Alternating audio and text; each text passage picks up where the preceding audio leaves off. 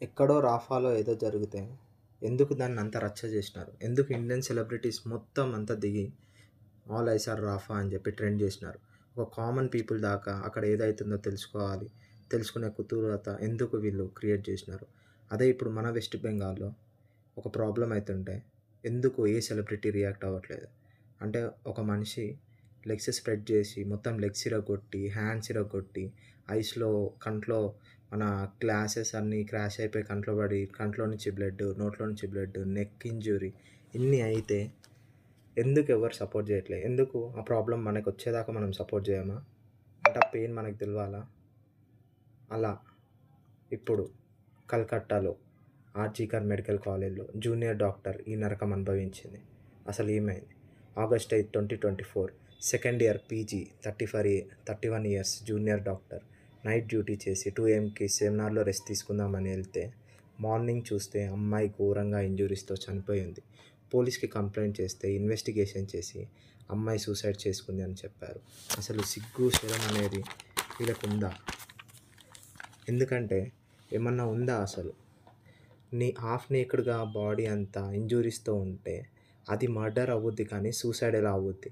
తర్వాత పేరెంట్స్ వచ్చాక వాళ్ళని 3 hours బాడీ చూడనివ్వలేదు. ఫాదర్ చూశాక ఇంజురీస్ అన్నీ చూస్తే ఫ్యామిలీస్కి అర్థం అయింది ఇది మర్డర్ అని. పోస్ట్మార్టం వచ్చాక తెలిసింది ఇది రేప్ అండ్ మర్డర్ అని. బాడీలో 150 grams ఆఫ్ సెమెన్ ఉన్నట్టు తెలిసింది. ఒక పర్సన్ చేసింది కాదు, ఇది గ్యాంగ్ రేప్ అని తెలిసింది.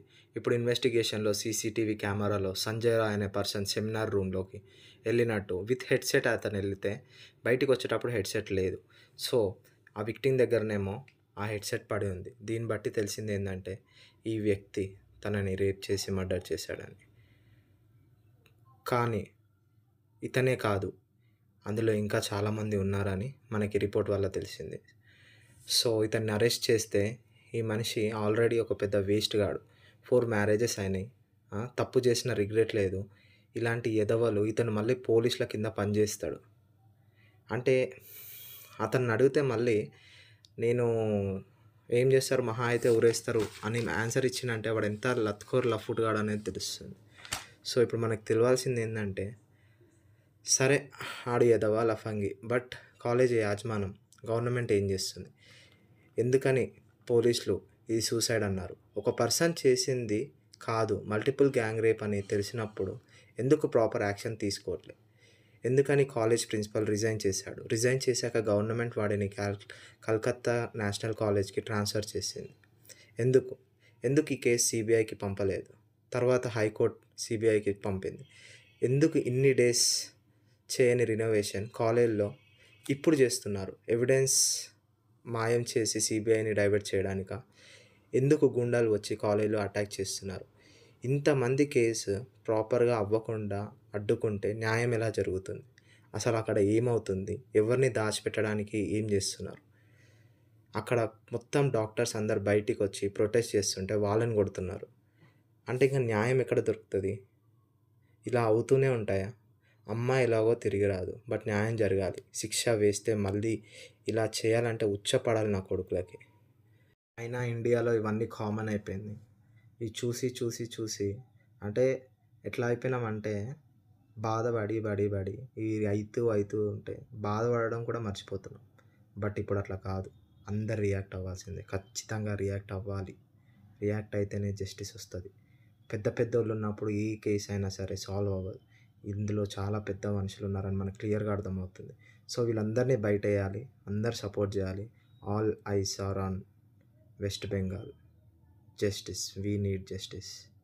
डिमांड हमारे क्लियर है कि ये जो रेप और मर्डर हुआ है ये एक इंसान नहीं कर सकता है, और जो सीमेन एनालिसिस हुआ है हमारे विक्टिम के वेजाइना में उसमें 2 से 3 लोगों के सीमेन आए हैं. तो हमें चाहिए कि पुलिस और अथॉरिटीज पहले तो ट्रैक करे जिन्होंने भी ये दुष्कर्म किया है. उसके बाद एवरीवन शुड बी हैंग्ड, क्योंकि इस तरह का डेथ कोई डिजर्व नहीं करता है. डॉक्टर और नॉन डॉक्टर से मतलब नहीं है. This is very sad actually. और तीसरी बात कि अभी जो भी अथॉरिटीज हैं वहाँ पे सबको इमीडिएटली रिजाइन करना चाहिए, बिकॉज उनके अंडर में ये चीज हुआ जो नहीं होना चाहिए. और ऊपर से वो उसे कवर भी करने की कोशिश कर रहे हैं. वो विक्टिम को ये बोल रहे हैं कि विक्टिम एक साइकेट्रिक पेशेंट थी. अगर वो थी तो वो ड्यूटी कैसे कर रही थी? और अगर वो ड्यूटी करने के लिए फिट थी तो फिर उनको ये चीज अभी एजेंडा सामने नहीं लाना चाहिए. अगर उनको कोई पर्सनल या मेंटल हेल्थ का प्रॉब्लम था, जो हम में से किसी को भी हो सकता है. चौथी बात ये है कि इसके प्रीवियसली भी कुछ इंसिडेंट हुए हैं जिनको इग्नोर किया गया है। जैसे हमने ये सुना है कि किसी इंटर्न ने उनके गाड़ी को फोड़ा था, तो उन्होंने डेफिनेटली इसका कंप्लेन भी किया होगा, जिसके लिए भी अथॉरिटी ने कुछ नहीं की। तो ये सारी बातें हैं, हमें बस जस्टिस चाहिए, क्योंकि हॉस्पिटल एक ऐसा जगह है, अगर डॉक्टर सेफ नहीं है तो नर्सेस भी सेफ नहीं है, तो पेशेंट भी सेफ नहीं है, तो कोई भी सेफ नहीं है। जब तक हमारे डिमांड्स पूरे ना हो जाए, बाकी इमरजेंसी सर्विसेज चल रहे हैं, उसमें कोई कमी